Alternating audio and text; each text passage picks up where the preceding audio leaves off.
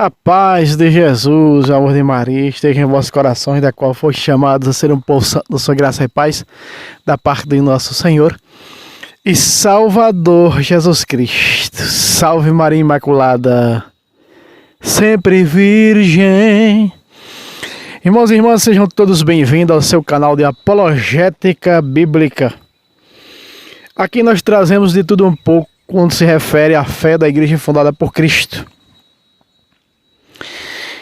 E hoje nós vamos abordar algo muito interessante, que ainda não foi abordado nesse canal.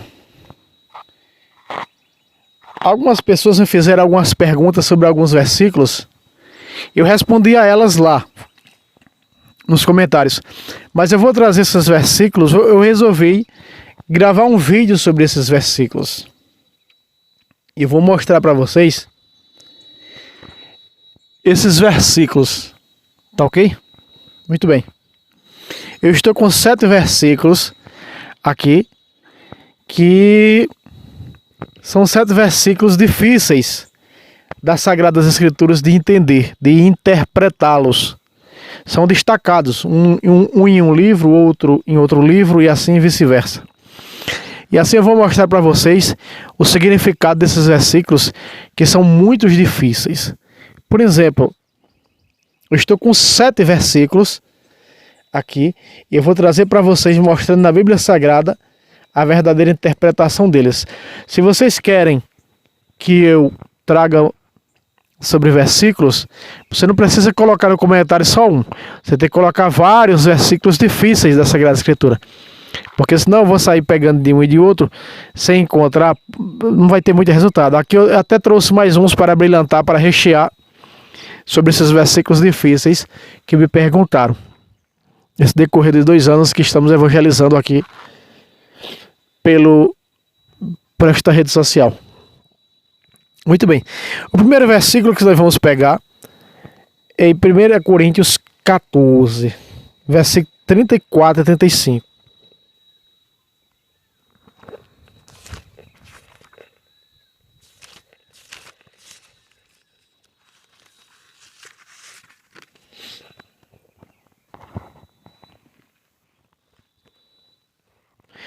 Primeira Coríntios 14, 34 a 35. Põe na tela, diretor.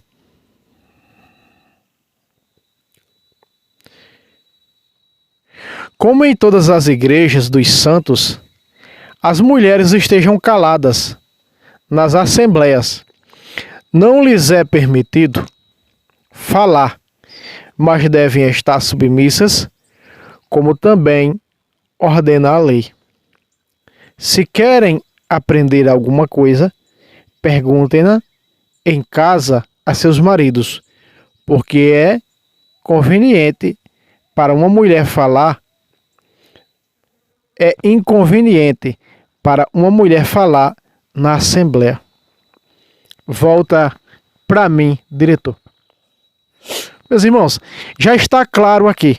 Não é conveniente para uma mulher falar na assembleia, falar na igreja. O que significa isso? Essa última frase aí do versículo é a explicação de tudo. O que significa isso? Aqui nós não estamos falando aqui, essas igrejas aqui são as igrejas católicas espalhadas no mundo inteiro. Quando fala igreja, eu quero que você entenda uma coisa. Quando traz o termo igrejas dentro da Bíblia, é porque está falando na universalidade da igreja católica, certo? Os protestantes dizem que as igrejas deles aqui. Aqui não tinha igreja protestante quando foi escrito isso aqui. 16 séculos mais tarde viria o protestantismo. Não tem nada a ver com a igreja protestante aqui, certo? Então o último versículo é claro. Se nós formos para a explicação disso aqui, eu não vou pegar nenhum anterior que dá a explicação para isso aqui. Veja, a mulher esteja calada na assembleia, de maneira que a mulher não pode presidir o santo culto, ou seja, da missa. A mulher não pode presidir, celebrar o santo culto da missa. É isso que a Sagrada Escritura está dizendo. Não está menosprezando aqui o texto e nem é machista. Só está falando que Jesus selecionou 12. Só está falando que o magistério foi formado 100% por homem, o magistério hierárquico, que está aqui em Coríntios, no próprio livro de Coríntios, na carta aos Coríntios, você pode ver aí no próprio capítulo 12, versículo 28, na igreja Deus constituiu primeiramente os apóstolos, aí os 12. O magistério hierárquico que vai ser assumido pelos bispos, sucessores dos apóstolos, com a morte desses apóstolos. Então, os apóstolos foram todos homens. Entende? Aí diz, ó, em segundo lugar, os profetas. Jesus seleciona esses profetas que está em Lucas 10, a partir do versículo 1. São 72 profetas, os chamados 72 discípulos. Esses 72 profetas também são 72 homens. Então nós vemos que o magistério hierárquico da igreja, ele é formado por homens e não por mulheres. Agora os protestantes pegam isso aqui e fazem um grulô tão medonho com isso aqui, que a cabeça das pessoas já está enrolada, confusa. Está fazendo referência, meus irmãos, ao magistério. Não é permitido a mulher celebrar a missa. E aí a teologia da libertação, não é, quer que a igreja se torne uma carapaça do anglicanismo. Ordenação de mulher ao sacerdócio, ordenação de mulher ao episcopado. Isso não pode. É uma regra do magistério hierárquico, da doutrina da igreja. Não é? Agora, mulher diaconisa existia sim na igreja primitiva. Diaconisa era o cargo mais alto que uma mulher poderia receber na igreja de Cristo, era a diaconisa, porque as diaconisas eram as esposas do diácono. Então era assim na igreja primitiva. Se o diácono permanente, se a pessoa ele era casado, ordenado diácono permanente, a esposa tinha que fazer o mesmo estudo do diácono, porque no dia em que o diácono fosse ordenado, a esposa também era para ser ordenada diaconisa na igreja primitiva. Eu já vi um vídeo sobre Paulo Ricardo falando sobre isso, que é bíblico, e existia sim as diaconisas na igreja primitiva. E também tinha diaconisa que não era casada, né? Uma das diaconisas, se eu não estou aqui enganado, Febe, que era diaconisa, ela era solteira, celibatária. Aqui está enganado, posso estar confundindo com Lídia. Se não me engano, aqui Lídia também foi outra diaconisa, e ela era solteira. Veja só. E elas tinham as funções mesma função que o diácono tinha na igreja primitiva. Então isso aí, se um dia vier resgatar isso que deixaram morrer com o tempo, tudo bem. Agora, ordenado sacerdote, mulher, padre. Então é isso que o texto está falando. O último versículo do texto é claro. Então todo o magistério foi formado por homens. É isso que quer dizer o texto bíblico. Então quando você pega e diz assim, porque não é conveniente para a mulher falar na assembleia, ou seja, para ela celebrar na assembleia, para ela celebrar na igreja. Você está compreendendo? Está explicado? Muito bem, são mais 7 versículos, então vamos lá. Mateus 1, 24. Mateus 1, 24. Mateus 1, 24. O que é que tem em Mateus 1, 24, hein? Vamos ver.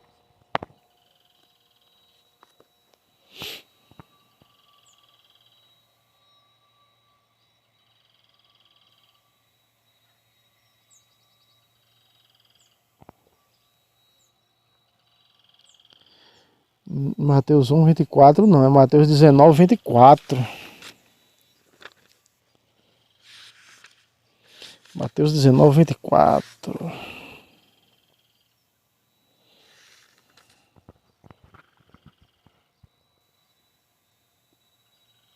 Ah, tá, é Mateus 19, 24. Põe na tela, diretor. Vamos lá. Mateus 19, 24. Vamos para responder a outro versículo. Eu vos repito, é mais fácil um camelo passar pelo fundo de uma agulha do que um rico entrar no reino de Deus. Volta para mim, diretor. Meus queridos amados irmãos e irmãs, as pessoas interpretam a agulha de hoje, né? É mais fácil um camelo passar pelo buraco de uma agulha, aquela que coloca a linha, né? Para poder costurar, do que um rico entrar no reino dos céus. Será que os ricos, humildes, ricos, bondosos, caridosos, que vivem a doutrina, os sacramentos, não vão entrar no reino? É claro que vai entrar. Então, a questão aqui é essa agulha. O que é essa agulha? E aqui a questão é o que é esse camelo? Vamos à explicação. Segundo o que se vivia em Israel nessa época aqui. Por exemplo, mais fácil um camelo passar pelo fundo de uma agulha. A questão é, meus irmãos, lá se nós vamos estudar esse texto na cultura judaica, propriamente aqui, se colocando no tempo de Jesus, os pastores colocavam os camelos dentro de uma casa, de uma espécie de cabana, e os camelos, os velhos, né? Eles passavam por uma espécie de uma porta bem grande.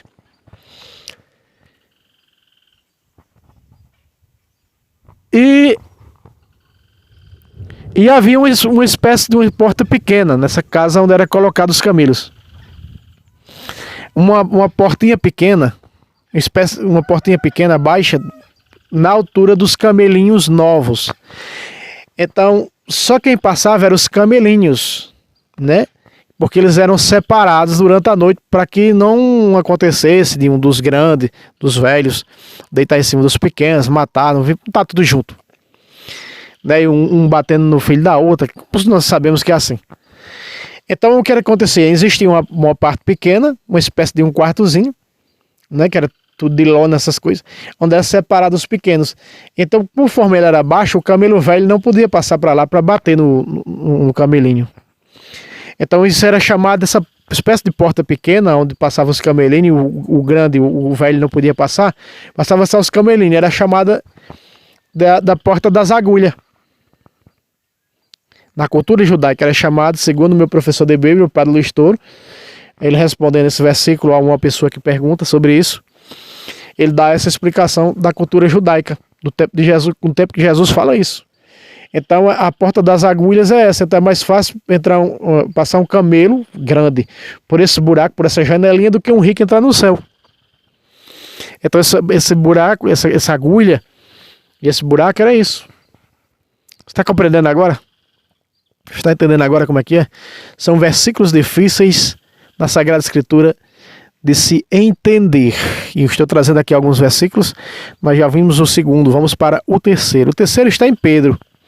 O terceiro não é tão fácil não, não considero, quer dizer, não é tão difícil não, eu não considero difícil.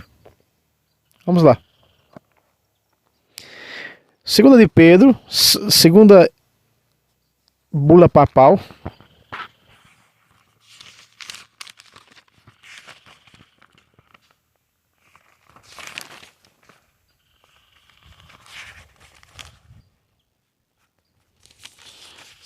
Segunda de Pedro 1:20 e 21. Põe na tela, diretor. Antes de tudo, sabei que nenhuma profecia da Escritura é de interpretação pessoal. Volta para mim, diretor. Veja só, eu não considero isso aqui um versículo difícil. Esse versículo já está explicado. Mas há um grolô protestante que eu resolvi adicionar também esse versículo para ficar um pouco esclarecido a respeito disso. Quando diz que a Escritura não é de interpretação pessoal, não quer dizer que ela não foi escrita por pessoas. Quer dizer que ela foi escrita, mas ser escrita é uma coisa, interpretar é outra. Então o protestante usa isso aqui para explicar no modo da escrita. Foi escrita por homens. Entendeu? Foi escrita por homens, sim. Escrita por homens. O primeiro escrito, não escrito por homens, pelo dedo de Deus, foi a tábua dos 10 mandamentos. Só que Moisés quebrou ela e depois ele subiu para cima e ele próprio escreveu. As tábuas que Moisés pregou quando viu o povo em idolatria foi escrita pelo dedo de Deus. Só que Moisés quebra elas. Aí Moisés sobe de novo para poder escrevê-las. Aí já não é mais o dedo de Deus, é o próprio Moisés que escreve. Tá? Então toda a escritura foi escrita por homens. Por homens. Isso aqui significa a interpretação pessoal. Eu pregar a Bíblia e dar a minha interpretação, como é nas seitas protestantes. Eu fui de mais de 10 seitas. Chegava na seita A, era uma interpretação. Ia para a seita B, já era outra interpretação. Ia para a seita C, já era outra interpretação. Para a seita D, outra interpretação. Então é isso que esse versículo está dizendo, que não pode existir assim. Só pode existir uma interpretação, é aquela que é dada pelo Santo Magistério. E Jesus deu a autoridade desse magistério em Lucas 10,16. Quem vos ouve, a mim ouve. Quer dizer, quem ouve a vocês, tanto interpretando as Escrituras, tanto no ensinamento doutrinário, regras doutrinárias, moral e verdade cristã, toda lei salvífica é dada e ensinada por esse magistério que Jesus dá autoridade. E ponto. Versículo 21, precisa colocar na tela, porque jamais uma profecia foi proferida por efeito de uma vontade humana, mas homens inspirados por Espírito Santo falaram da parte de Deus. Aí. Nem diz escrever da parte de Deus, falaram da parte de Deus. Nem dá ênfase aqui na sola escritura, né? Na escrita, mas dá aqui a moral da tradição oral, da moral à tradição oral. Vamos continuar. 3,16 de Pedro. Põe na tela, diretor. Pedro 3,16. Aqui é a segunda bula papal. E é o que ele faz em todas as suas cartas, nas quais fala nesses assuntos.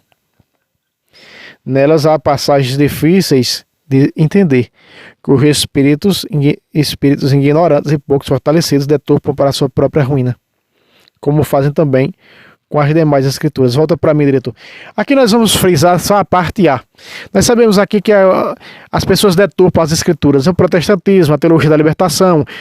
Quem não está de acordo com a doutrina da igreja, que vê as escrituras não de acordo com a doutrina da igreja, com o magistério. Então isso é falso profeta, isso é deturpador, isso é por sua própria condenação, e aí está os deturpadores das escrituras. Se você pegar Mateus 7, de 21 a 23, você vai ver ali, preguemos em teu nome, curemos em teu nome, aí os deturpadores das escrituras que vão ser todos condenados no dia do juízo.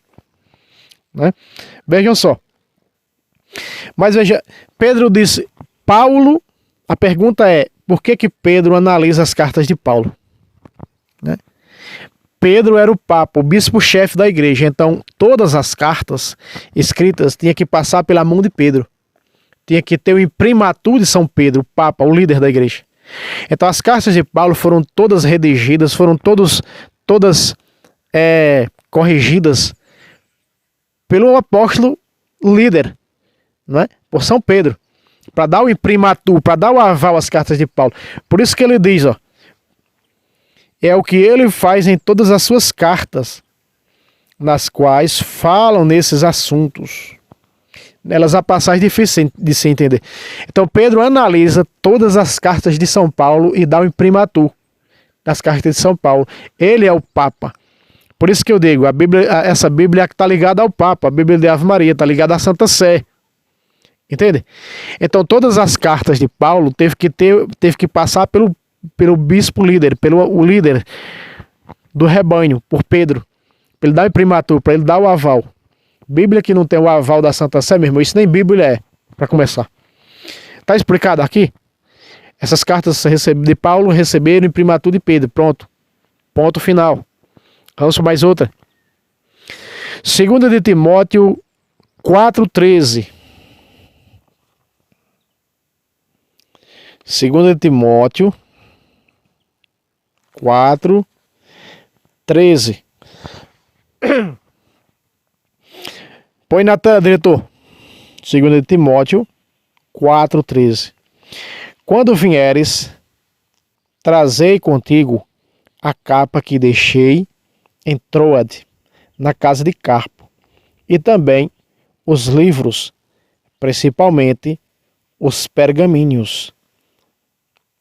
Veja, a parte final, né? Você está vendo aí, ó.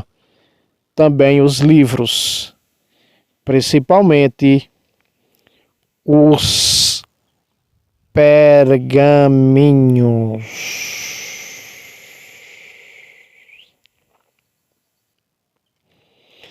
Veja só, meus irmãos. Volta para mim, diretor. Volta para mim, diretor amado. Veja, você viu aí a parte final. São Paulo fala nos livros, vírgula, principalmente os pergaminhos. Aqui, segundo alguns estudiosos, faz referência a 2 cartas perdidas de São Paulo, que seria a primeira carta aos Coríntios, que não é essa que está na Bíblia, e seria a 4ª carta aos Coríntios. Isso mesmo. Então São Paulo escreveu essas cartas e eles eram levados para as celebrações, para ser lida nas celebrações em outras cidades onde estava a igreja de Cristo. E ele diz, os livros, principalmente, alguns estudiosos falam que esses livros aqui também faz uma referência a livros, a uns livros que não estão na Bíblia, que seria o livro de Enoque, mas Paulo não pega nenhum versículo do livro de Enoque, mas outros escritos que não são da Bíblia. É a certeza que nós temos aqui esses escritos aqui, com os pergaminhos, que não são livros da Bíblia, que está na Bíblia. Então quer dizer que São Paulo pregava com livros que não estão na Bíblia, sim.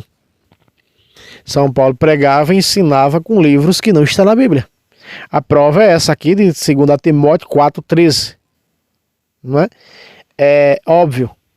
Está claro demais para nós isso aqui. Então a explicação é essa. Segundo alguns estudiosos, dizem que a primeira carta aos Coríntios, que seria a 3ª e a 4ª carta de São Paulo aos Coríntios, certo? Muito bem. Está explicado. Vamos para outro verso.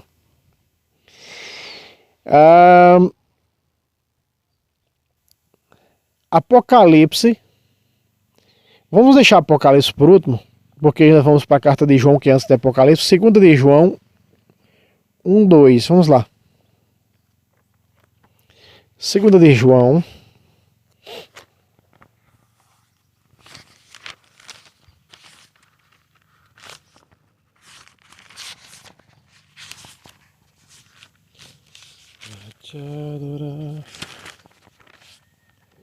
Segunda de João, só tem um capítulo mesmo.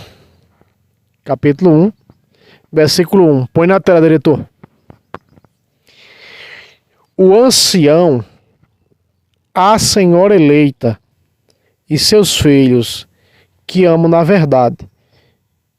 Depois do ponto, não somente eu, mas também todos os que conhecem a verdade. Tem uma vírgula, continua no versículo 2, mas não, só basta só o versículo, o versículo 1. Volta para mim, diretor. Meus irmãos, aqui fala o ancião. Quem é o ancião? O ancião é o líder da igreja. Então ele está falando aqui num líder da igreja, um ancião. Na época aqui que ele está escrevendo isso, Pedro. E a senhora eleita é a igreja. O Papa e a igreja eleita, a igreja de Cristo. E seus filhos, os filhos da Santa Madre Igreja. Da época, os membros da igreja, os filhos da igreja. Hoje todos nós. Que amo, veja, na verdade, não somente eu, mas também todos os que conhecem a verdade. Todos, todos, quer dizer, universalidade. O ancião é o Papa, a senhora eleita a igreja. Lembremos que esse ancião é o primeiro, ou seja, o ancião era o líder da igreja. Pedro, a primeira carta de Pedro, capítulo 5, versículo 13, ele diz: a igreja escolhida que está em Babilônia vos salva, ou seja, a igreja escolhida que está em Roma. Então veja, Pedro escrevendo, que é o líder dessa igreja, falando que ela é a escolhida, a eleita, que está em Roma. Então ele aqui fala, o ancião, o Papa, a senhora eleita, a igreja, e seus filhos, nós, membros, filhos da igreja. Fácil de se interpretar o texto. Muito bem. Então nós estamos vendo aqui que esses versículos, que são considerados difíceis por algumas pessoas, por a maioria de católicos, porque católicos não têm muito conhecimento de Bíblia. Católico veio pegar mais na Bíblia depois dos apologistas. Né? A apologética em Bíblia ela é a maior de todas as apologéticas hoje. A apologética em Bíblia, a apologética doutrinária, são as maiores hoje. Elas dão de lapada nas outras. Porque o que tem de apologista de Sagrada Escritura, católico hoje, principalmente ex-protestantes, são muitos. Olha para Daniel Silveira, né, ex-protestantes, né? E os que não são ex-protestantes, olha para o Padre Luiz Toro, que não é ex-protestante, mas é apologista em Bíblia, né? Então, há muitos apologistas, aqui no YouTube mesmo, há muitos apologistas. Olha da leitura católica, o nosso irmão Paulo, o nosso irmão João Católicos da Batalha. Então, há muitos apologistas hoje em Bíblia, em apologética doutrinária, né? Porque também, se não tiver apologética doutrinária, para que apologética em Bíblia? Se não conhece a doutrina da igreja. Não é verdade? Então, o último versículo, esse aqui é duro, esse é mais difícil, mas vamos lá. Apocalipse capítulo 20. Apocalipse capítulo 20. De versículo 4 a 6. Põe na tela, diretor. Apocalipse 20, do versículo 4 a 6. Vi também tronos, sobre os quais se assentaram aqueles que receberam o poder de julgar. Eram as almas dos que foram decapitados por causa do testemunho de Jesus e da palavra de Deus. Agora, vale você salientar agora, depois dessa vírgula. E todos aqueles que não tinham adorado a fera ou sua imagem, que não tinham recebido o seu sinal na fronte, na mão direita. Depois do ponto agora, ó. Eles viveram uma vida nova e reinaram com Cristo por 1000 anos. Aqui está falando o quê? O reinado de Cristo é desde que Jesus ressuscitou, né? Deu-se início. É isso que a igreja nos ensina. Você pode até ver a explicação da Bíblia. Os 1000 anos não é ao pé da letra, que ela tem embaixo da Ave Maria. Não é ao pé da letra. Aí vem, eles viveram uma vida nova e reinaram com Cristo por 1000 anos. Não é ao pé da letra. Aí esses 5 aí está entre parênteses, porque segundo alguns estudiosos, esses 5 não era para estar aí. Os outros mortos não tornaram a vida até que se completasse os 1000 anos. Esses mortos do versículo 5 é a fala da ressurreição da carne. Eles viveram a vida nova e reinaram com Cristo por 1000 anos. E esses da vida nova é a conversão. A primeira ressurreição é a conversão que se dá pelo batismo. Colossenses é claro nisso, né? A epístola aos Colossenses explica tudo isso.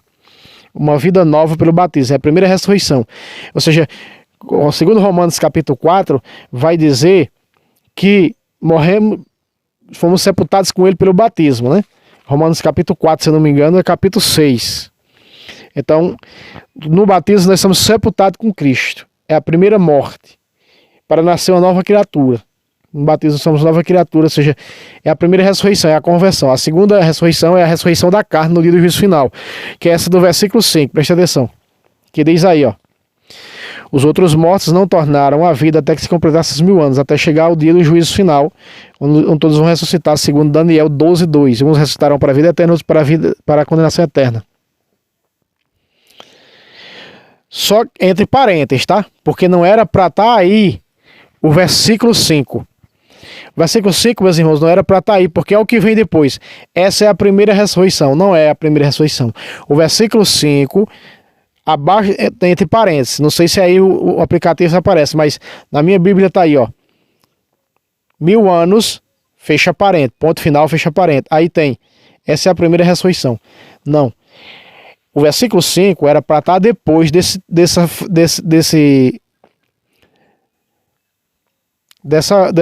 versículo. Essa é a primeira ressurreição. Essa primeira ressurreição não está falando do versículo 5. Essa primeira ressurreição está falando do final do versículo 4, que diz: eles viveram uma vida nova e reinaram com Cristo por 1000 anos. Aí vem depois o final do versículo 5. Essa é a primeira ressurreição. Esse versículo, por isso que ele está entre parênteses, porque ele não era para ter sido colocado aí. Ele era para ter sido colocado depois dessa frase, ó. Aí, ó, essa é a primeira ressurreição. Era para estar depois disso, o versículo 5.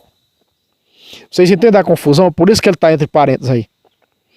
Aí o verso 6, aí na tela você está vendo, diz assim: feliz e santo aquele que toma parte na primeira ressurreição, ou seja, a conversão. Sobre eles a segunda morte não tem poder. Aqui é a segunda morte, a condenação ao inferno. Volta para mim, diretor. Vocês estão entendendo? É um versículo difícil de se entender, porque às vezes é como um versículo que aí você vai à explicação e diz, esses versículos aqui não tem eles em alguns manuscritos antigos, mas que foram acrescentados aqui. Por isso que ele está entre parênteses.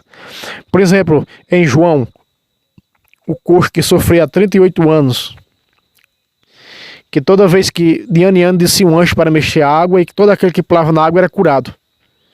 Jesus disse para ele, queres ser curado? Então na Bíblia Ave Maria tem um versículo ali que em outros manuscritos não tem. Você pega, por exemplo, a mensagem de Deus, não tem. Não tem ali. Você vê que está até entre parênteses. Então aqui está explicado, né? Primeira ressurreição, a conversão da pessoa. Segunda ressurreição, a ressurreição da carne no dia do juízo. Primeira morte, a morte física. Segunda morte, a condenação ao inferno. Está explicado? Está entendido? Espero que você entenda isso aqui. Eu quero só mostrar que outros versículos também que os apóstolos disseram, mestre, por que o menino epilético, né? Porque não podemos expulsar este demônio? Alguns manuscritos dizem, porque esse demônio só pode se expulsar através da força da oração. Aí outros manuscritos dizem assim, a Ave Maria diz, através de jejum e oração. Mas outros manuscritos dizem através de oração, só através da oração. Mas a Ave Maria acrescenta, através de jejum e oração. A outras, através de jejum, não traz o termo oração. Ou seja, que tem que estar a preparação para realizar um exorcismo daquele ali, né? Para os exorcistas. Então a Bíblia, depois eu posso trazer um vídeo falando sobre isso, de versículos que não eram para estar ali, versículos que foram acrescentados. Se você vai pegar os dois capítulos 13 e 14 de Daniel, eu já trouxe um vídeo. Vai pegar os acréscimos de Esté, eu já falei a respeito disso. Mas há versículos, por exemplo, o versículo 18 do capítulo 12 de Apocalipse, não tem em vários manuscritos. Não tem o versículo 18, só vai até o versículo 17. Mas a Ave Maria tem o versículo 18. Algumas outras Bíblias têm o versículo 18. Está compreendendo? Então foram coisas que foram acrescentadas ali por os intérpretes da Sagrada Escritura, por pessoas. São Jerônimo mesmo colocou muitas coisas. Olha, achei isso em tal lugar, em outra tradução e tal, e colocou ali.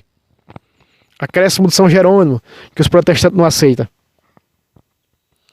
Então há vários esses versículos aqui. Você vai estudar a história desses versículos, busca estudar esses versículos, você vai compreender muito mais melhor do que isso que eu estou falando. Certo, meus irmãos?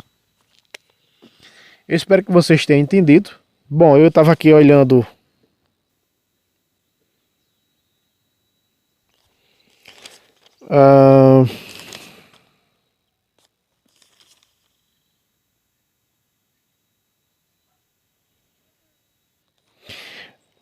peraí, vamos pegar aqui, antes de nós encerrar o vídeo. Veja, o versículo 4 não tem muito. Olha, João 5, versículo 3 e 4, para você entender. Põe na tela, diretor, rapidinho, vamos lá. João 5, 3 e 4, vamos lá. Nesse pórtico jazia um grande número de enfermos, e de cegos e coxos, e de paralíticos, e esperava o movimento da água. Olha abrir aí uma espécie de um colchete, ó. Pois de tempos em tempos um anjo do Senhor descia ao tanque e a água se punha em movimento. E o primeiro que entrasse no tanque, depois da agitação da água, ficava curado, qualquer um da doença que tivesse. Aí pronto, do versículo 3, sabe o que era que para estar? O verso 5. O versículo 4 era o que está escrito no verso 4, que está no verso 5. Estava ali um homem enfermo. Havia 38 anos. Está compreendendo? E tem isso também no capítulo 1 de Atos, de coisas que foram acrescentadas. Então existe muito. É que nesse versículo 5, ali que foi acrescentado antes de terminar o versículo 4 do Apocalipse, do capítulo 20. Você está compreendendo agora, meus irmãos? Espero que vocês tenham entendido. Depois eu vou trazer um vídeo a respeito disso, tá? Falando desses versículos que foram acrescentados, foram colocados nesses lugares. Deus abençoe vocês, não esqueça o like e até um próximo vídeo, se Deus quiser. Salve Roma, salve Maria Imaculada, sempre vire.